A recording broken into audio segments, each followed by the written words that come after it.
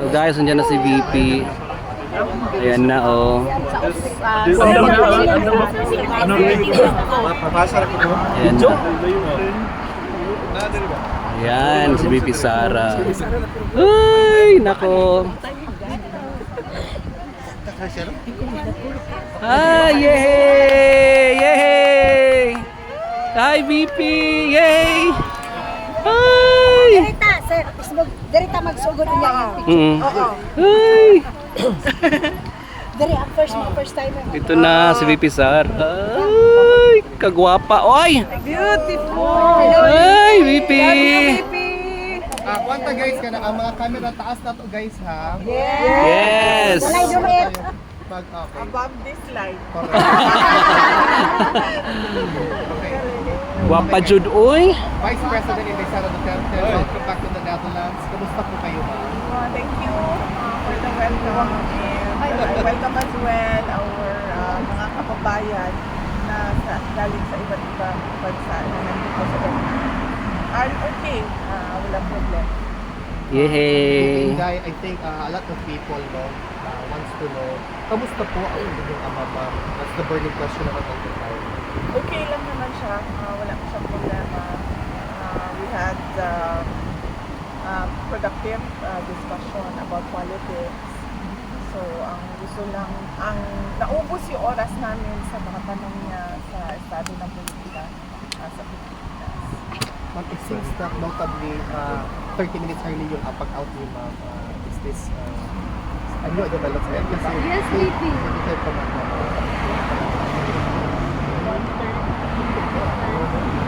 Dapat rin ko lang sa bagay. So, 44 na. Mm. 44 Oo. minutes early. Wala akong kabantay. Wala akong kabantay. But everything is okay naman. Mo, titingan nito mo. Wala ka, VP. Actually, nag-chismis magod mini beer sa Danila. Tapos, insulti na ang security na I have to go down, I have to go. And then, Pierre requested 5 minutes extension para lang makuha ng chismis ba. But said no, not today. But on any other day, yes. So I was thinking maybe, I don't know. I do not know. Kasi na siya lain na schedule pa. With Inday, yung recently concluded mo na meet and greet sa London, nakita ng buong mundo na solid talagang suporta sa iyo ng taong bayan. That's basically the trust and confidence of overseas Filipino workers just for London alone. How do you feel, ma'am, seeing that particular brand? Well, heartwarming at nakakaiyak dahil karamihan sa kanila kapag face-to-face na, ang una talaga nilang tanong is kamusta na si Tatay Digong. At kung hindi man yan, ang sinasabi ay ipaabot mo yung aming pagmamahal at pagdarasal kay Tatay Digong. So, karamihan talaga doon yung kanilang pangungulila kay President Duterte. With Inday, in as far as a positive development is concerned, yung results sa dalawang survey Pulse Asia and SWS, talagang nakikita na yung trust and confidence and your ability to lead, in as far as being the Vice President of the Republic of the Philippines is concerned, has resonated to the millions of Filipinos. How do you feel, ma'am, na steadfast, steady, strong pa din ang suporta sa iyo ng mga Pilipino in comparison to what is alleged by some? On that point, I am truly blessed. No? Favored ako ng Diyos sa ganyan na bagay. Hindi ako makapag-explain sa mga surveys dahil hindi ko naman alam paano yung ginawa o sino ang nagpagawa niyan. Pero lagi lang talaga ang sinasabi ko kapag merong survey na lumalabas ay nagpapasalamat ako sa patuloy na pagtitiwala ng ating mga kababayan sa akin, sa aking mga kasamahan sa OP at syempre sa aming VP Inday, on a different matter, were you able to watch or perhaps read a transcript of the State of the Nation's Address ni Liliman? Si Alvin at Teresa. Ako nanood ng Sona like last year and wala akong planong basahin. nilalaman ng SONA o karuangan ng summer nila.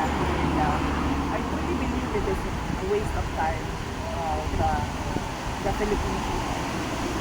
VP, marami po ang nagtatanong, how do you maintain the radiant glow na talagang shiny shimmering Tinood man jud, gwapa. Beauty and wellness. Akit ko ni.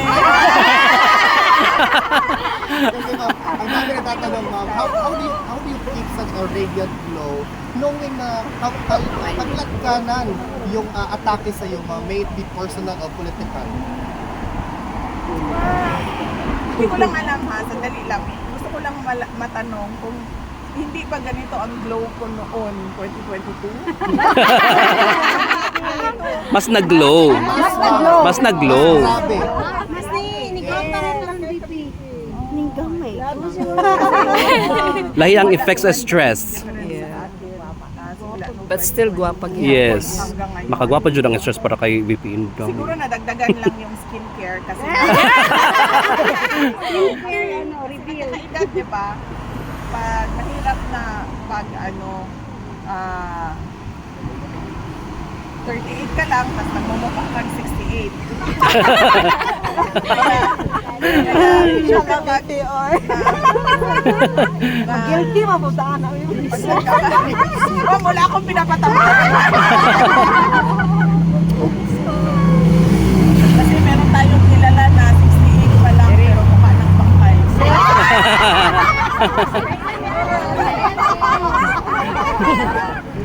wala naman nagbago sa akin ma'am simula nung 2023 up before 2022.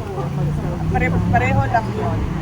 Yun lang na mas meron na akong awareness ngayon sa aging ng mukha. Kaya meron ng mga meron ng mga yung sinusulat ng dermatologist na skin VP, meron bang gustong ipahatid si former president sa mga Pilipino?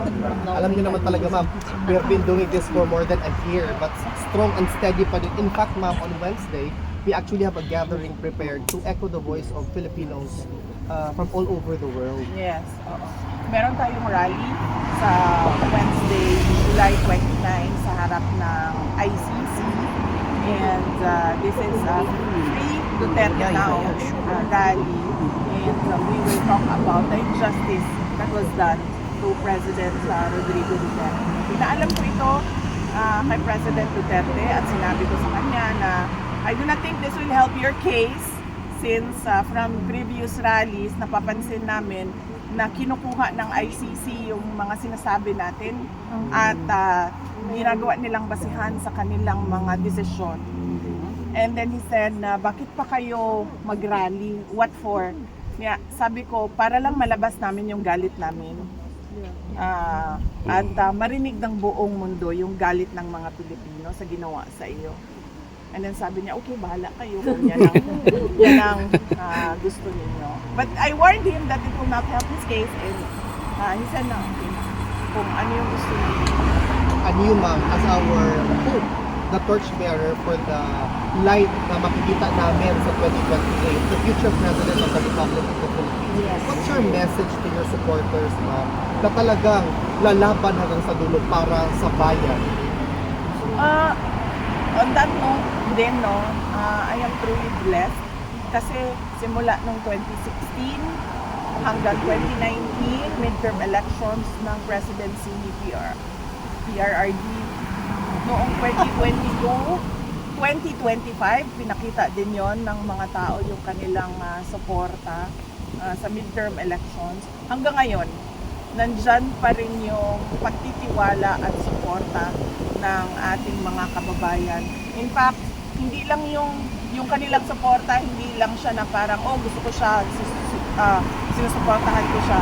Marami sa ating mga kababayan yung nagdarasal talaga gabi-gabi para we pray for Inday Sara, we pray for the Duterte family, we pray for President Duterte. At hindi ko alam kung saan nanggagaling yung ganyan kalakas na pagtitiwala at paniniwala ng ating mga kababayan. Pero kami, tulad ko, ako, tuloy-tuloy lang talaga ako sa trabaho ko. Kung ano yung mandate ng Office of the Vice President, apart from the Vice President being a constitutional successor, kung ano yung mga merong budget na mga programs and projects sa loob ng aming opisina, yun lang din at yun ang ginagawa namin. VP Inday, on behalf of the Filipino all over the world, asahan niyo pong suporta namin sa 2028. Yes! Dapat tayo maging mapagmatyag, dapat tayo makialam dahil sinabi Correct. ko na nga noon, 'di ba? We do not know if we still have a country by 2028. And at the rate that this dictatorship is going, we do not even know if there will be elections on 2020. Kaya yes ma'am, unang una Rizal, tapos pangalawa, kailangan talaga tayo makilahok, alam, umuna sa ginagawa ng administration. Maraming salamat. Question po. Ma'am, question. Last year sona po ni PBBM, nabanggit po niya yung mahiya naman kayo. And then according to him, ma'am, he's daw na nag-expose about sa corruption, especially po sa flood control scheme. And then sabi po niya, wala daw pong administrasyon ng mga nakaraan ang may nagawa tungkol dito. Siya lang daw po ang may mga napakulong and then may na-frozen na asset. Wala naman siya napakulong sa flood control scandal eh. At saka yung sinabi niya na mahiya naman kayo, it was a PR stunt na sinali nila yung linya na yon sa speech niya na nag-backfire. Dahil ang katotohanan naman kasi talaga, ghost projects yung flood control kung hindi man substandard, unfinished or substandard projects. No?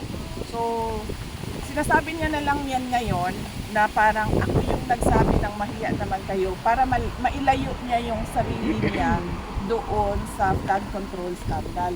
Unfortunately, hindi niya pwedeng gawin na ilayo niya yung sarili niya doon sa korupsyon sa flood control scandal kasi siya yung pumirma ng budget. Yan yung inuulit-ulit ko na it is doon sa pag-file ng impeachment case sa kanya. Yun yung impeachable offense doon. Nagpumirma ka ng budget na alam mo madaming insertions, na alam mo yung NEP mo hindi na siya yung lumabas na GAA. At kahit pa man na nakikita mo na merong anomalya doon, pinirmahan mo pa rin yung budget. Kaya hindi niya pwede ilayo yung sarili niya just by saying na ako yung presidente na nagsabi na mahiya naman kayo at ako yung presidente na nagpakulong dahil wala namang nakulong eh na walang nakulong ng mga tao na tumanggap ng mga maleta na galing sa flood control scandal.